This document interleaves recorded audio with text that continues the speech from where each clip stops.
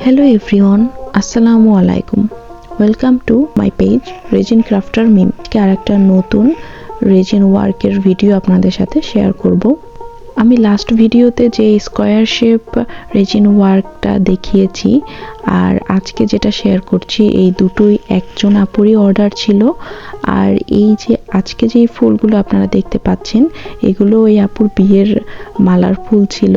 তার দুটো মালার যেই ফুল ছিল সে সবগুলোই নিজের কাছে সংরক্ষণ করে রাখতে চেয়েছেন, তাই সে তার দুইটা মালার ফুলই পাঠিয়ে দিয়েছিলেন। এই জন্য আগেরটার তার রিকোয়ারমেন্ট ছিল স্কয়ার শেপ আর আজকেরটা হচ্ছে রাউন্ড শেপ।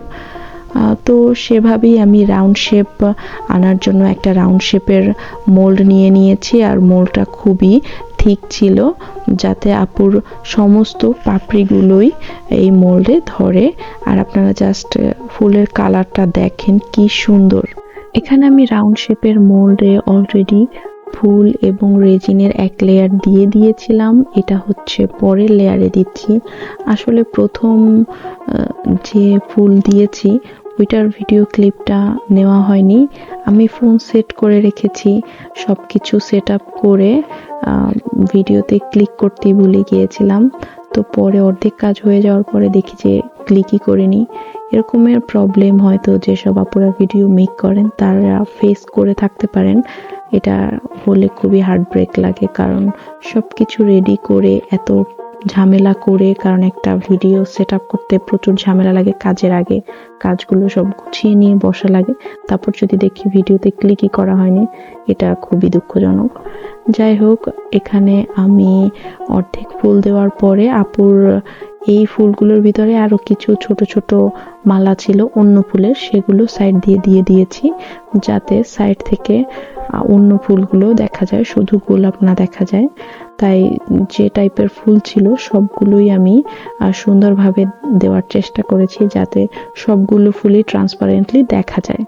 এটা হচ্ছে পরের দিনের ভিডিও। আগের দিন আমি সব ফুলগুলো সেট করার জন্য দিয়ে দিয়েছিলাম, ফুলগুলো সব সেট হয়ে গেছে।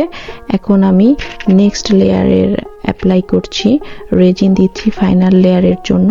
এখানে আপনারা দেখতে পাচ্ছেন ফুলের কালারটা খুব একটা ভালো দেখাচ্ছে না, কারণ রেজিনের কাজটা অনেকটা মেকআপের মতো। মেকআপ যখন করা হয় একেবারে ফাইনাল লুক শেয়ার করার আগ পর্যন্ত মেকআপের প্রসেসিং যখন চলতে থাকে তখন লুকটা ভালো বোঝাও যায় না এবং দেখতেও ভালো লাগে না।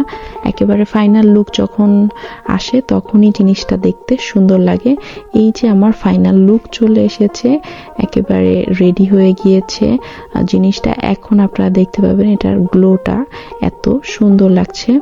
আপনাদের সাথে জাস্ট যদি দেখাই, শো করি, দেখেন এখানে কিভাবে কি সুন্দরভাবে পুরো ফুলগুলো বোঝা যাচ্ছে, মনে হচ্ছে যেন একেবারে তাজা ফুল।